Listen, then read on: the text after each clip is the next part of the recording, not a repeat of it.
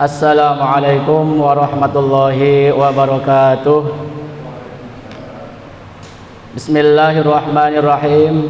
Alhamdulillahilladzi qala kullu syai'in halikun illa wajhah. Asyhadu an la ilaha illallah wahdahu la syarikalah wa asyhadu anna Muhammadan abduhu wa rasuluhu alladzi la nabiyya ba'dah. Allahumma salli wa sallim wa barik ala rasulillah Muhammad ibni Abdillah wa ala alihi wa ashabihi wa man tabi'ahum ila yaumil qiyamah, amma ba'd. Faya ibadallah, usikum wa nafsi bitaqwallahi faqad fazal muttaqun.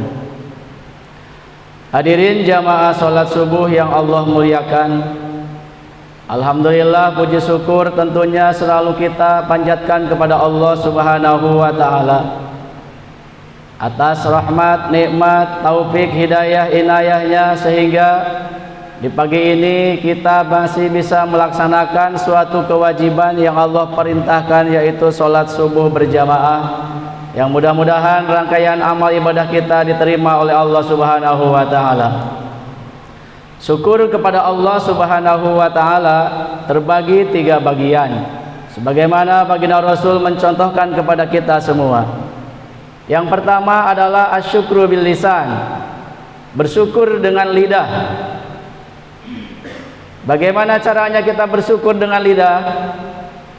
Maka baginda Rasul sudah menjelaskan, sering-seringlah lidah ini bertasbih, bertahmid, bertahlil, bertakbir kepada Allah Subhanahu wa ta'ala.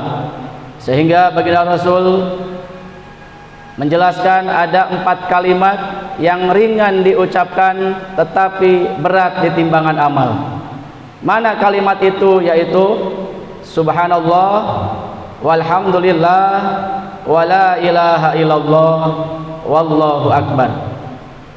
Tasbih yang pertama, kalimatnya adalah subhanallah. Kedua, tahmid, walhamdulillah. Yang ketiga, tahlil. Kalau kita mendengar kata tahlil, seolah-olah ditujukan kepada orang yang kematian. Tahlil itu, tahlil. Apa itu tahlil?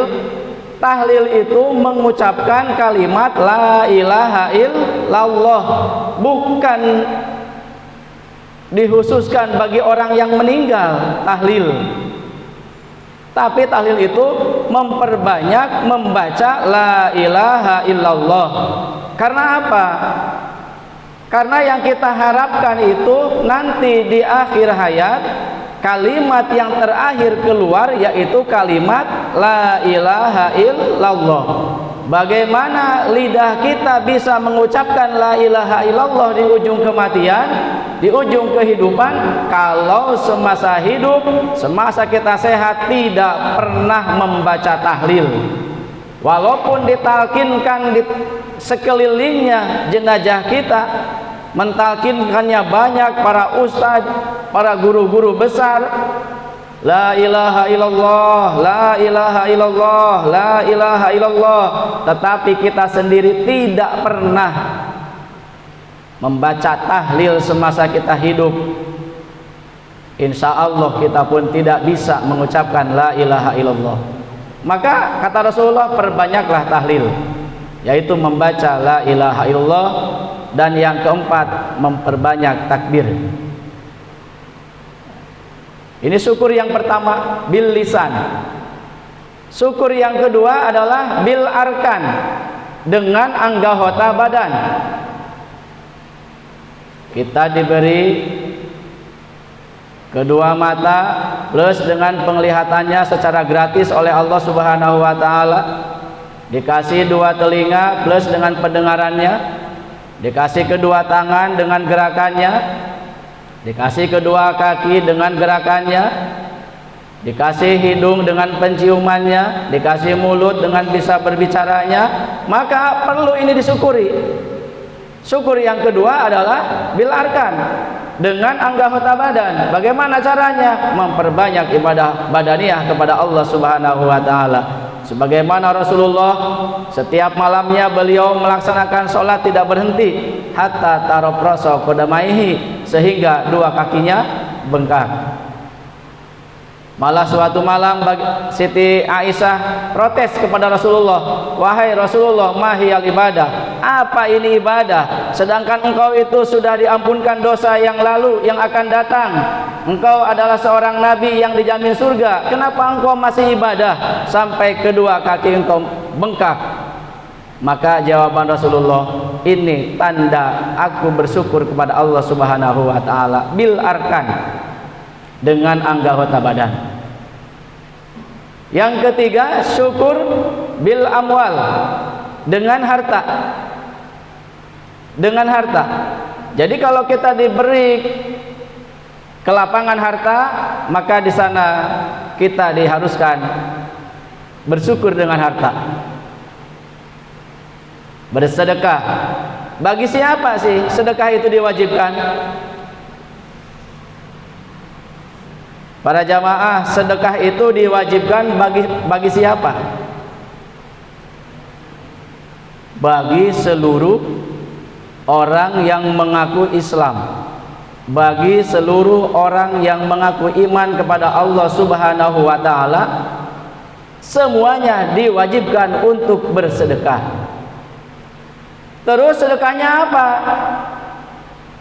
Rasul sudah menjelaskan dalam hadisnya, man kana lahu malun falyatasaddaq bimalihi, barang siapa yang mempunyai kelebihan harta maka bersedekahlah dengan hartanya. Wa man kana lahu malun falyatasaddaq bimalihi, wa man kana lahu ilmun falyatasaddaq biilmihi, barang siapa diberi oleh Allah ilmu maka bersedekahlah dengan ilmu. Harta tidak punya, tapi Allah ngasih ilmu, maka bersedekahlah dengan ilmu. Yang ketiga, wa man kana lahu quwwatun falyatasaddaq biquwwatihi. Ilmu tidak punya, harta tidak punya, tetap masih wajib bersedekah, harus bersedekah. Dengan apa? Diberi oleh Allah Subhanahu kekuatan, maka bersedekahlah dengan kekuatan, dengan tenaga. Contoh kecil, kita lewat ke sebuah masjid lagi dibangun, kita mau infak tidak punya uang, mau ngasih ilmu kita bukan fakarnya tentang pembangunan, tapi kita punya tenaga, maka masuklah ke dalam masjid itu, ikutlah bergabung, ngusung-ngusung luluh lah. Itu namanya sedekah dengan harta. Itu bentuk syukur kepada Allah Subhanahu wa taala. Jadi syukur terbagi tiga: satu, syukur dengan lidah, dengan lisan; dua, syukur dengan anggota badan; tiga, syukur dengan harta. Hadirin jamaah yang saya hormati, yang Allah muliakan, alhamdulillah di pagi ini kita masih bisa melanjutkan kajian kita yang kita rutin ba'da subuh selalu mengadakan kajian. Jadi jangan merasa bosan. Kemarin kita sudah kajian sampai 1 jam lebih ya kemarin ya, sampai hampir 2 jam, sampai jam 6 kemarin. Sampai jam 6 kita tidak boleh merasa bosan ya. Semakin banyak ilmu yang kita terima, semakin banyak juga pengetahuan yang kita dapat. Semakin banyak para ustadz yang ngasihkan ilmu, semakin banyak pula kita ilmu yang kita raih. Jadi jangan merasa bosan, karena tugasnya kita adalah menuntut ilmu. Melanjutkan tentang kemarin, masih tentang maksiat lidah. Bahwasanya kemarin sudah dibahas beberapa hal yang berkaitan dengan maksiat yang keluar dari lidah, dari mulut, yaitu maksiat ucapan. yang mana di seluruh anggota badan ini ada anggota badan yang Allah siksa, yang Allah azab, berbeda dengan anggota badan yang lain. Yaitu apa? Apa? Di antara sekujur tubuh ini ada anggota badan yang Allah azab dengan azab yang berbeda dengan yang lain. Apa? Sumber maksiat, yaitu lidah, mulut. Sehingga di dalam surat Yasin Allah menjelaskan, al-yauma nakhtimu ala afwahihim wa tukallimuna aydihim wa tashhadu arjuluhum bima kanu yaksibun. Hari ini kata Allah Subhanahu wa taala, hari kiamat, nakhtimu ala afwahihim, aku kunci mulut-mulut manusia itu, Allah kunci. Karena apa? Disinilah sumber kemaksiatan, sumber dosa itu kebanyakan keluar dari mulut, dari lidah. Kemarin kita bahas beberapa hal, diantaranya ada ghibah, ada lagi apa? Lupa ya. Namimah, mengadu domba, ada lagi dusta, ada lagi apa kemarin, masih ingat? Apa? Kesaksian palsu. Nah, sekarang kita lanjut. Yang termasuk lagi maksiat lidah adalah wal yaminul kadibah, sumpah palsu. Sumpah palsu, bersumpah menyebut nama Allah tetapi sumpahnya palsu. Qala ta'ala wala tattakhidu aymanakum dakhalan bainakum fatazilla qadamum ba'da subutiha wa taduqu su'a bima sadattum an sabilillahi walakum adzabun azim. Surat An-Nahl ayat 94. Allah sudah berpesan, dan janganlah kamu jadikanlah sumpahmu sebagai alat penipu. Alat penipu. Jadi jangan kita menyebut nama Allah hanya untuk menipu saja. Sumpah demi Allah saya tidak begini, sumpah demi Allah saya tidak begitu, padahal kita melakukan begini dan begitu.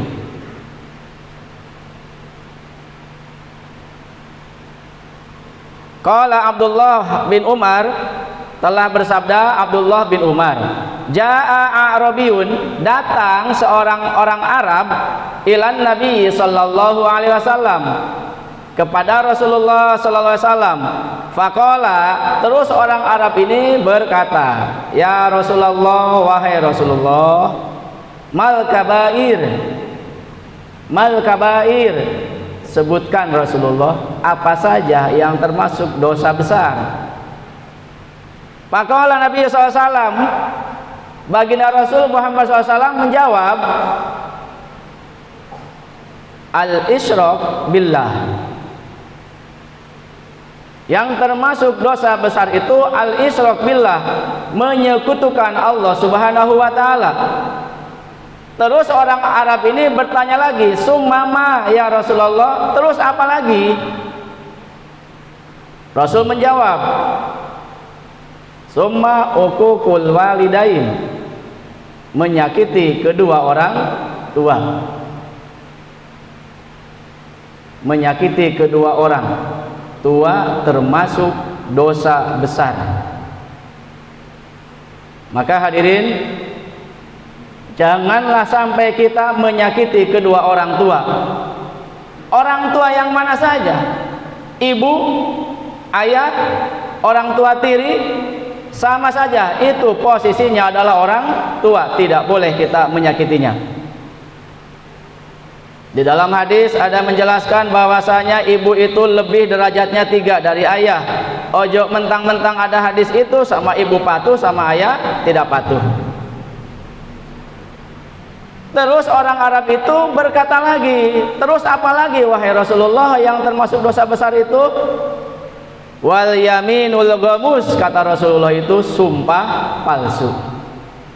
Jadi di antara dosa besar yang 10 ada dosa yang berkaitan dengan lidah, yaitu sumpah palsu. Maka hati-hatilah. Karena apa? Dengan dosa lidah ini banyak amal ibadah yang terhapus. Rajin sholat, rajin ibadah, rajin zikir kepada Allah Subhanahu wa ta'ala. Dari berangkat ke masjid sebelum adzan subuh, keluar dari masjid hampir matahari keluar, sibuk di dalam masjid itu setelah sholat wajib berzikir kepada Allah Subhanahu wa ta'ala, baca Al-Quran, baca tasbih, tahmid, tahlil, takbir. Tetapi kalau lidahnya masih menggibah orang lain, kalau lidahnya masih memfitnah orang lain, kalau lidahnya masih mengadu domba, kalau lidahnya masih menyakiti kedua orang tua, maka seluruh amal ibadahnya batal. Tidak ada nilai di sisi Allah Subhanahu wa ta'ala. Selanjutnya, yang termasuk maksiat lidah adalah wasabbus sahabah, memarahi sahabat. Memarahi sahabat, membenci sahabat. Sehingga dengan larangan ini Rasulullah Muhammad SAW menjelaskan, la tasabbu ashabi falau anna ahadakum anfaqa misla uhudin zahaban ma balagha mudda ahadihim wala nasifahu. Rawahu Muslim. Kata Rasulullah, barang siapa yang membenci sahabat, barang siapa yang memarahi sahabat, sahabat-sahabatku, kata Rasulullah, maka falau anna ahadakum anfaqa misla uhudin dahaban, andaikan orang ini, orang yang memarahi sahabat, menginfakkan hartanya sebesar gunung Uhud, semuanya terbuat dari emas, tidak akan sampai pahala sedikit pun dibandingkan dengan pahala para sahabat. Itu tidak boleh kita membenci salah satu sahabat Rasulullah, apalagi menyakiti mereka, memarahi mereka, tidak boleh. Karena apa? Andaikan kita sedekah gunung emas sebesar gunung Uhud, maka pahala kita itu tidak akan sampai melebihi pahalanya para sahabat Rasulullah Muhammad sallallahu alaihi wasallam.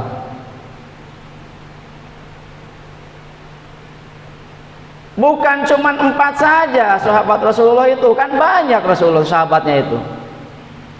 Bukan hanya Abu Bakar, bukan hanya Umar bin Khattab, bukan hanya Utsman bin Affan, bukan hanya Ali. Banyak sahabat Rasulullah itu, ribuan. Jadi kita tidak boleh memarahi, membenci, menyakiti salah satu sahabat dari sahabatnya Rasulullah sallallahu alaihi wasallam. Siapa yang disebut sahabat itu? Kan ada sahabat, ada tabi'in. Siapa yang disebut sahabat?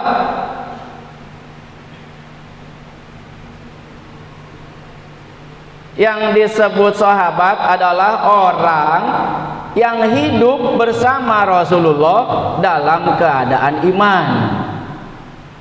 Itu namanya sahabat.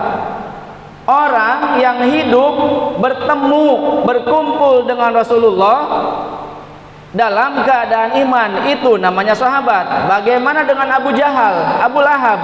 Itu kan hidupnya semasa dengan Rasulullah, bareng dengan Rasulullah, bertemu dengan Rasulullah. Sahabat bukan?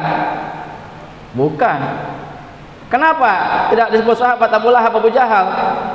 Kan bareng dengan Rasulullah, berpapasan, ngobrol, cerita. Kenapa Abu Jahal dan Abu Lahab tidak termasuk sahabat Rasulullah? Karena mereka tidak beriman. Kalau tabi'in adalah orang yang hidup beriman tetapi tidak pernah berjumpa dengan Rasulullah. Hanya berkumpul, bertemu dengan para sahabat. Itu namanya tabi'in. Itu ya, jadi tidak boleh kita membenci sahabat dari sahabat Rasulullah sallallahu alaihi wasallam. Yang selanjutnya yang termasuk maksiat lidah adalah wasyatmu wal la'nu wal istija'u bil muslimi. Membentak, memarahi, menghinakan setiap orang yang sudah mengucapkan 2 kalimat syahadat.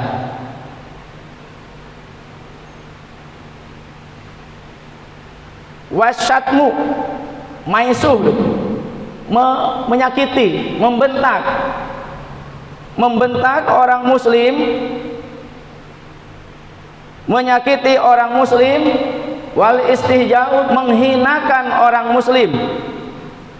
Ini sangat dilarang oleh Allah Subhanahu wa taala. Dalilnya adalah surat Al-Ahzab ayat 58. Di sana Allah katakan walladzina yudunal mu'minina wal mu'minati bighairi maktasabu faqad ihtamalu buhtanan wa ismam mubina. Jelas di sini ayat menjelaskan barang siapa yang menyakiti orang mukmin laki-laki dan orang mukmin perempuan bighairi maktasabu, dengan apa-apa yang tidak mereka lakukan, faqad ihtamalu buhtana wa ismam mubina, maka orang ini sungguh-sungguh sudah menebar dosa dusta yang sangat, dan baginya azab yang jelas bagi Allah Subhanahu dari Allah Subhanahu wa taala. Ini larangan jelas bagi orang yang sudah mengucapkan 2 kalimat syahadat. Kalau dia tidak melakukan hal-hal yang menyimpang dari agama, maka kita tidak boleh menghinakan, tidak boleh memarahi, tidak boleh membentak. Makanya datanglah hadis Rasulullah Muhammad SAW, orang yang disebut orang muslim itu yaitu orang yang menyelamatkan orang lain dari lidahnya dan tangannya, barulah muslimnya sempurna. Mengaku muslim tapi lidahnya masih jahat, belum sempurna muslimnya. Mengaku muslim, omongannya masih kotor, berarti belum sempurna muslimnya. Mengaku muslim tapi tangannya masih jahil, itu pun muslimnya belum sempurna di hadapan Allah Subhanahu wa taala. Yang selanjutnya yang termasuk maksiat lidah adalah waqadbuz zina, menuding zina kepada orang yang baik-baik. Ini termasuk dosa yang termasuk di 7 induknya dosa. Dalam hadis yang diriwayatkan oleh Abu Hurairah, di sana dijelaskan ada yang di bawah itu waqadbuz zina ilal musonati al-ghafilati, menuding zina kepada perempuan yang baik-baik. Ini hukumnya termasuk dosa besar. Karena apa? Menuding zina itu harus mendatangkan 4 saksi yang adil-adil semuanya. Harus 4-empatnya ini menyaksikan kedua manusia ini lagi berbuat zina. Maka kalau kita bandingkan berat mana dosa berzina atau dosa menuding zina?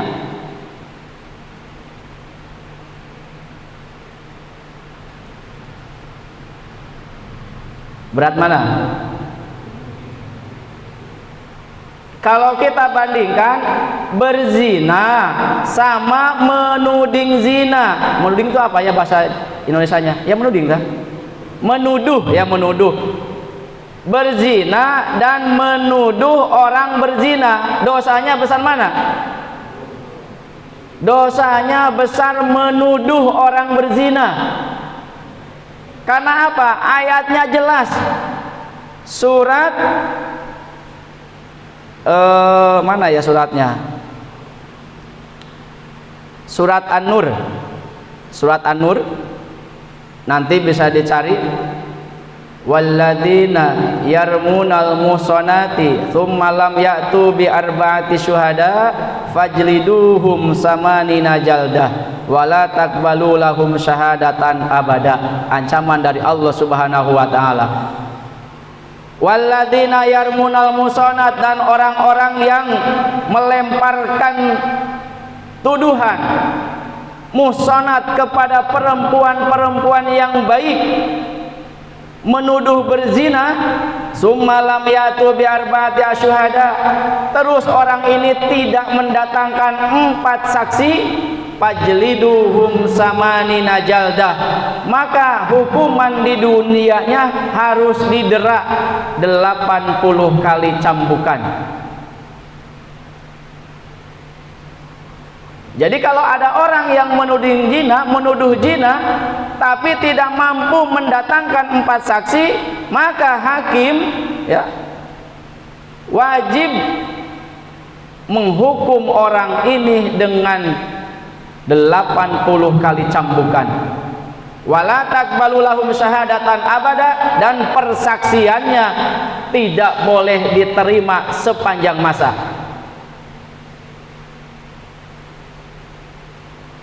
Wa ulaika humul fasikun, dan merekalah termasuk orang-orang yang fasik.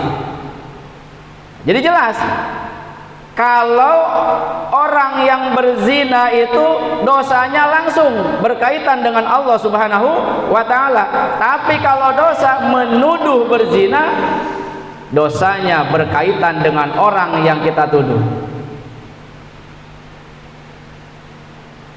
Berzina pun berat. Tapi jangan sampai ada perbandingan ini, wah berarti kalau begitu mendingan zina daripada menuduh zina, yang mending zina sekalian. Oh, sama-sama berat. Dalam Al-Qur'an, az-zani wa zaniatu fajlidu kulla wahidin mi'ata jaldah. Laki-laki yang berzina, perempuan yang berzina, maka cambuklah 100 kali cambukan. Ini bagi siapa? Ayat itu diturunkan bagi siapa? Orang laki-laki yang berzina, orang yang perempuan yang berzina, maka cambuklah dua-duanya 100 kali cambukan. Ini bagi siapa berlakunya? Iya, orang yang berzina yang seperti apa ini berlakunya? Ini berlakunya bagi bujang dan perawan. Bagi orang yang belum menikah terus berzina, maka hukuman di dunianya itu Allah perintahkan fajlidu kulla wahidin minhuma mi'ata jaldah. Cambuklah dua-duanya, lakinya dicambuk, perempuannya dicambuk berapa kali? Mi'ata jaldah, 100 kali. Terus diusir dari kampung halamannya selama 1 tahun, tidak boleh ada di sini. Kalau ada di sini yang berzina terus dua-duanya masih bujang, belum pernah menikah, berzina, maka hukum Al-Quran cambuk dua-duanya 100 kali, terus usir di rumahnya, usir di kampung halamannya selama 1 tahun. Nanti kalau 1 tahun kembali lagi, terima dengan baik. Kalau yang sudah menikah berzina, hukumannya apa? Sudah punya istri, sudah punya suami, sudah menikah, terus berzina. Hukumannya apa? Ini hukumannya di dalam Al-Quran sudah dimansukh, sudah disalin, tetapi dalam hadis Rasulullah tetap ada. Apa hukumannya? Lebih berat daripada yang tadi. Hukumannya adalah ayyurajjama ila ayyamuta, dirajam sampai mati. Dirajam menggunakan apa? Bihajarin, dilempari dengan batu. Batunya tidak terlalu kecil, tidak terlalu besar. Kalau terlalu kecil lama meninggalnya, samene-mene ya dilempari, kan lama. Kalau batunya terlalu besar, cepat apanya?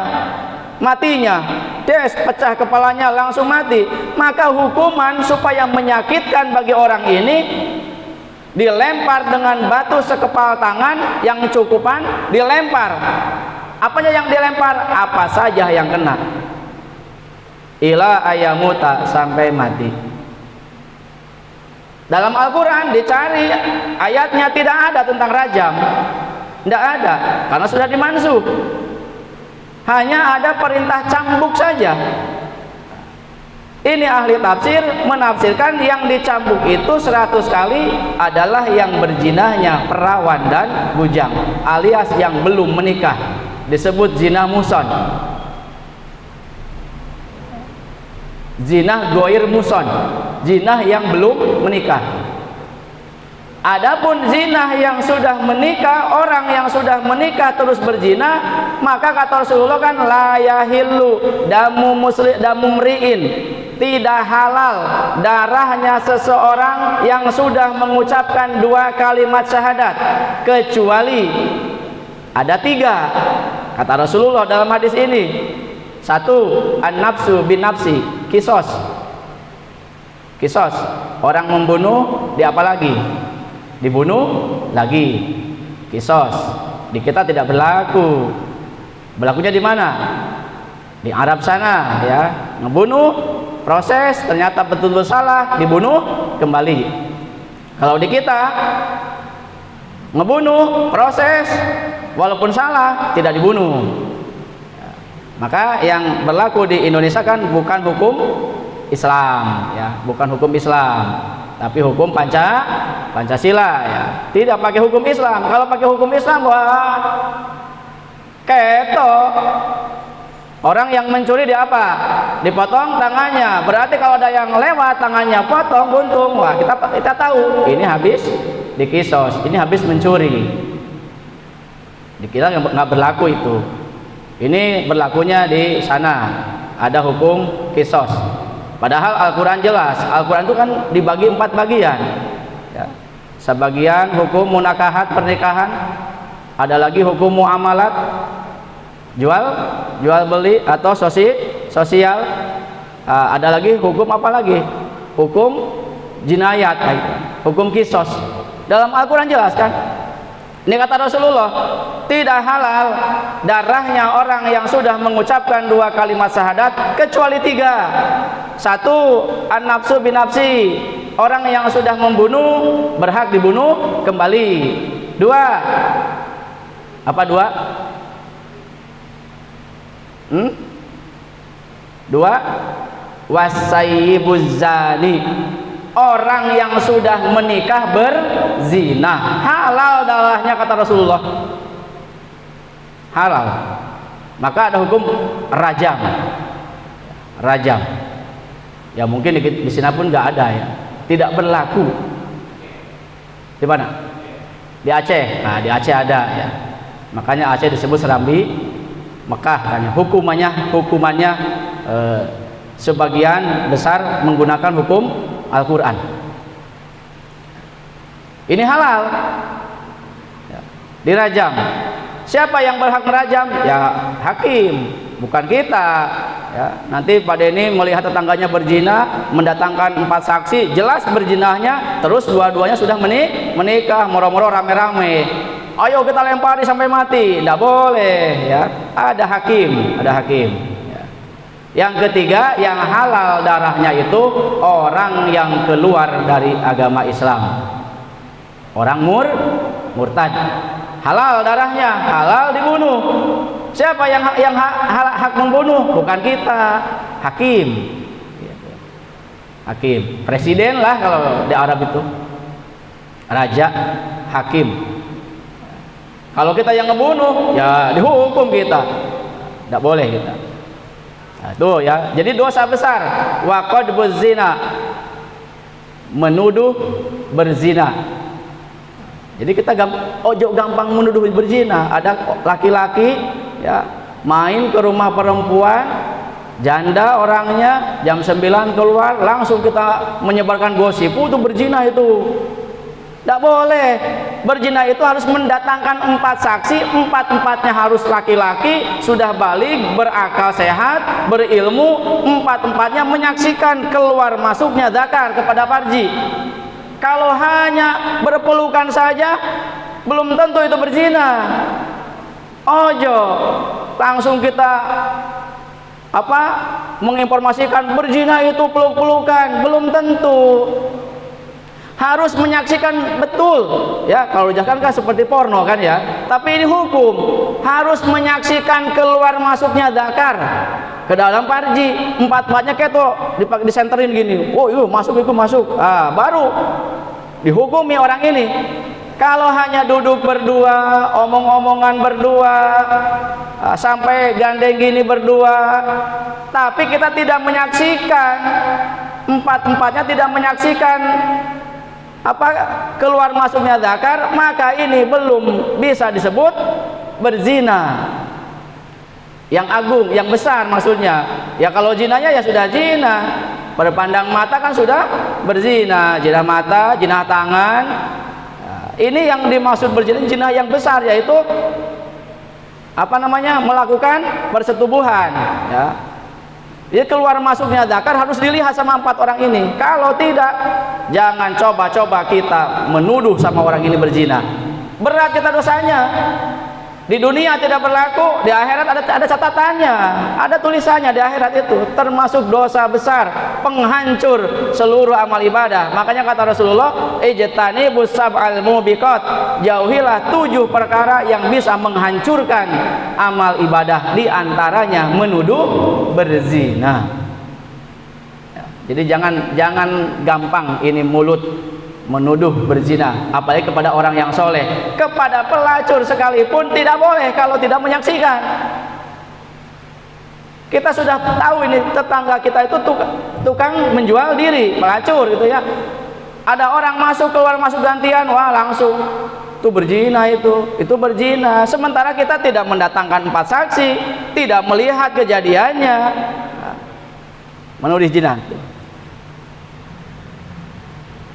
Selanjutnya yang terakhir, yang termasuk maksiat lidah adalah wa qauluz zur. Wa qauluz zur, ucapan-ucapan yang jelek. Ucapan-ucapan yang jelek. Jadi kalau kita sudah mengaku muslim yang sempurna, mengaku orang yang beriman, jaga mulut ini, jaga. Ojo sampai banyak mengeluarkan bahasa-bahasa zur yang kotor. Yang kotor. Maka kata Rasulullah, man kana yu'minu billahi wal yaumil akhir falyakul khairon au liyasmut. Barang siapa yang mengaku beriman kepada Allah dan kepada hari akhir, falyakul khairon, berucaplah yang baik-baik. Kalau tidak mampu, liyasmut, lebih baik diam. Jadi semakin banyak ilmu kita, tiap hari kajian sana kita ikut, sini kita ikut, semakin bertambah ilmu, maka harus bertambahlah akhlak, karena buahnya ilmu adalah akhlak. Percuma kita ngaji sana sini, sholat sampai batuknya hitam, legam karena sering bersentuhan dengan tempat sujud, tetapi ucapan ini masih kotor, bisa terhapus amal ibadah kita ini. Jadi puncaknya ilmu itu adalah akhlak. Orang bisa dilihat ilmunya bagaimana akhlaknya. Kalau akhlaknya sungguh mulia, berarti orang ini ilmunya sungguh tinggi dalam.